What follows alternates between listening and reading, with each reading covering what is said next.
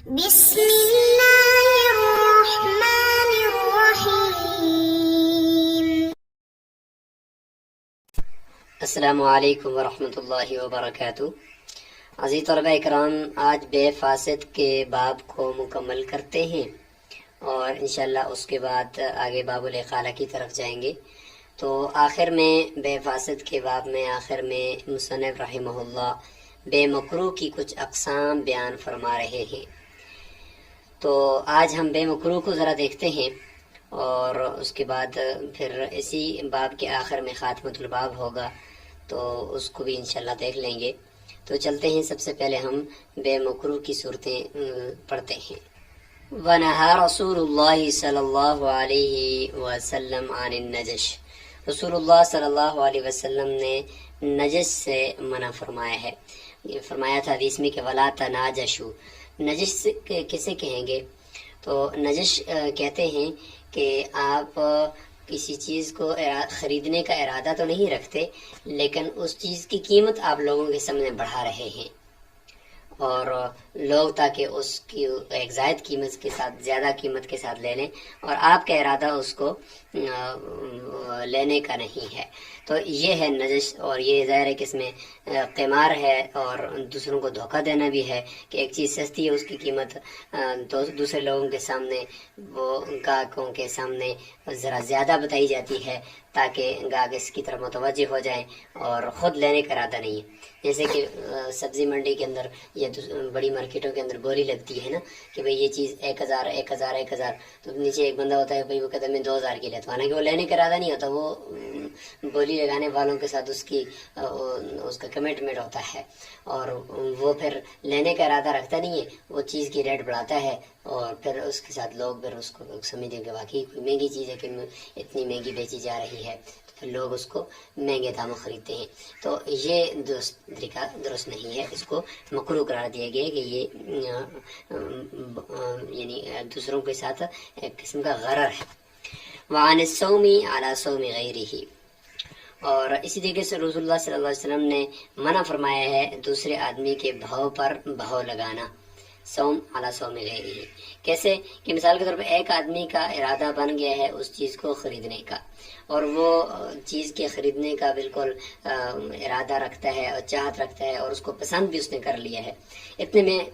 دوسرا آدمی آتا ہے اور وہ کہتا ہے کہ اچھا یہ چیز تو مجھے خریدنی چاہیے، وہ بھائی کو کہتا ہے کہ میں 1000 اضافی دیتا ہوں، آپ یہ چیز مجھے دے دیں۔ تو اب اگر پہلا آدمی خریدنے کے ارادے میں تھا اور وہ خرید رہا تھا، وہ ایسے نہیں کہ بغیر خریدے نہیں کر رہا تھا، اور اس نے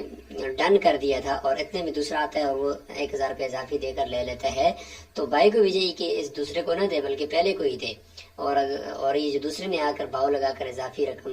دے کر لینے کی کوشش کی ہے، یہ اس نے گناہ کیا ہے، اس کا یہ کرنا گناہ ہے، اگرچہ اس کی بیع تو ہو جائے گی لیکن یہ گناہ ہے، یہ بے مکروہ میں آئے گا۔ وعن تلقی الجلب، اور منع فرمایا ہے قافلے کے ساتھ ملاقات کرنے سے۔ جلب یعنی قافلہ جو کھینچ کر غلے کو مارکیٹ تک لے کر آتا ہے، تو دیہاتوں سے لوگوں کا قافلہ آتا ہے، جیسے کہ مطلب عام ہے کہ دیہاتوں میں جو فصل ہوتی ہے تو وہ مارکیٹ میں آتی ہے، تو وہاں سے لوگ گاڑیاں بھر بھر کر مارکیٹ تک، سبزی منڈی تک لے کر آتے ہیں۔ تو دیہات سے، گاؤں سے لوگ آ رہے تھے، تو اس کی ایک صورت یہ ہے کہ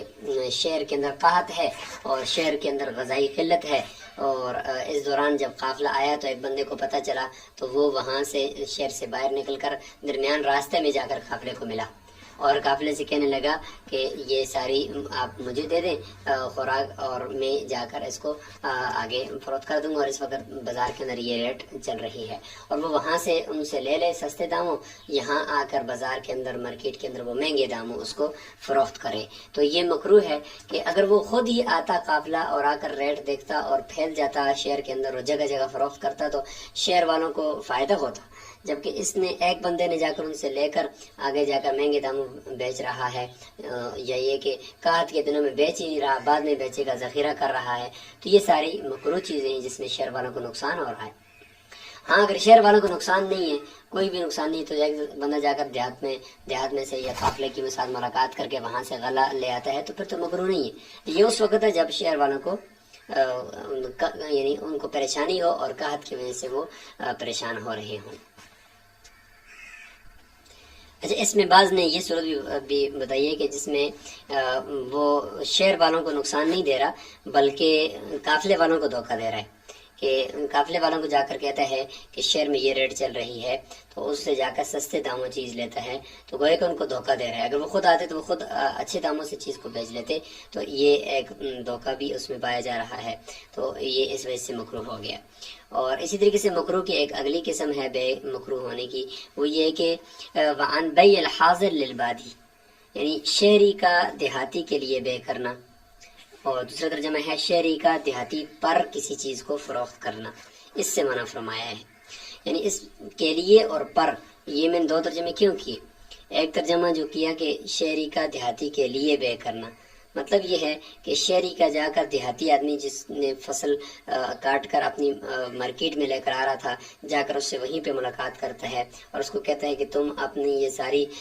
فصل اور یہ ساری کھیتی جو یہ مجھے دے دو، اور یہ اپنی جو سبزی منڈی کی طرف لے کر جانا چاہتے ہو، میں اس کو جا کر آگے مارکیٹ میں آپ کی طرف سے دلال بن کر، آپ کی طرف سے یعنی ایجنٹ بن کر میں آگے اس کو فروخت کرتا ہوں، اور آگے جا کر وہ اپنی منمانی قیمت لگا کر اس میں بہت زیادہ پیسہ کمائے، تو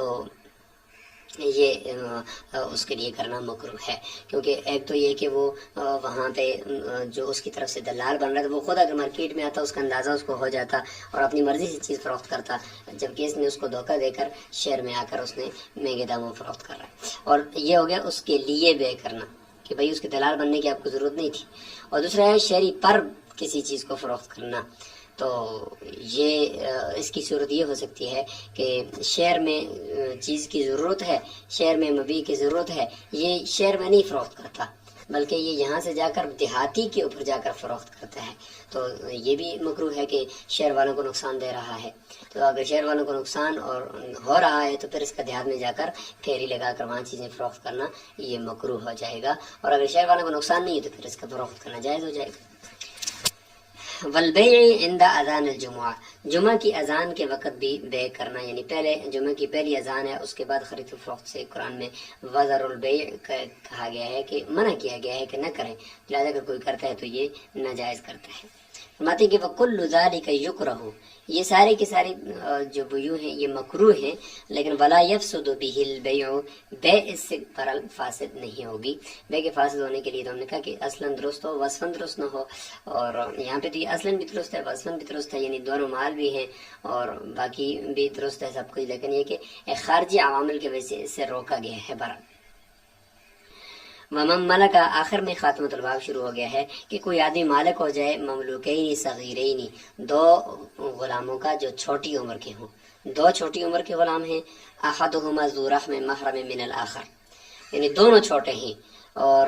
دونوں آپس میں ذو رحم محرم ہیں۔ ذو رحم محرم یہ کہ دونوں آپس میں مطلب باپ بیٹا ہیں یا ماں بیٹی ہیں یا بھائی بھائی ہیں یا بہنیں ہیں یا بہن بھائی ہیں، یہ ذو رحم محرم کہلاتے ہیں نا، یعنی ایک ہی رحم سے پیدا ہونے والے، اور تو محرم بھی ہیں آپس میں، تو لہٰذا ذو رحم بھی ہونے چاہیے، محرم بھی ہونے چاہیے، اگر ان میں سے کوئی ایک شرط نہیں ہوگی تو پھر یہ حکم نہیں ہے۔ تو اس طریقے سے دو غلاموں کے اوپر ہو تو ظاہر ہے کہ یہ دو غلام اگر بالکل چھوٹی عمر کے ہیں یا ایک چھوٹا ایک بڑا ہے تو پھر بھی کہتے ہیں کہ یہی حکم ہے کہ ان کو آپس میں جدا نہیں کرنا۔ دو غلام آپ نے خریدے ہیں تو دونوں کو ایک ساتھ رکھنا ہے، کیوں؟ اس لیے کہ وہ دونوں چھوٹے تو ایک دوسرے سے مانوس ہو رہے ہوں گے،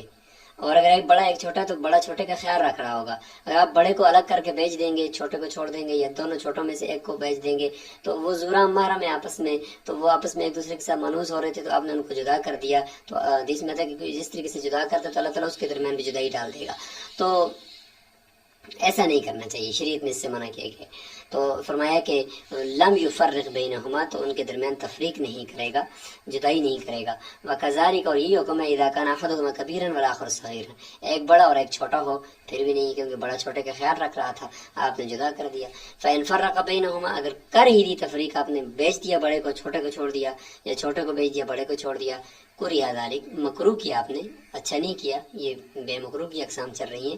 لیکن وجاز البیع، بے درست ہے، کیونکہ اصلاً بھی درست ہے، وصفاً بھی درست ہے آپ کی بے، اس میں کوئی مسئلہ نہیں ہے، مال بھی ہے آپ کا، آپ چاہیں بیچیں نہ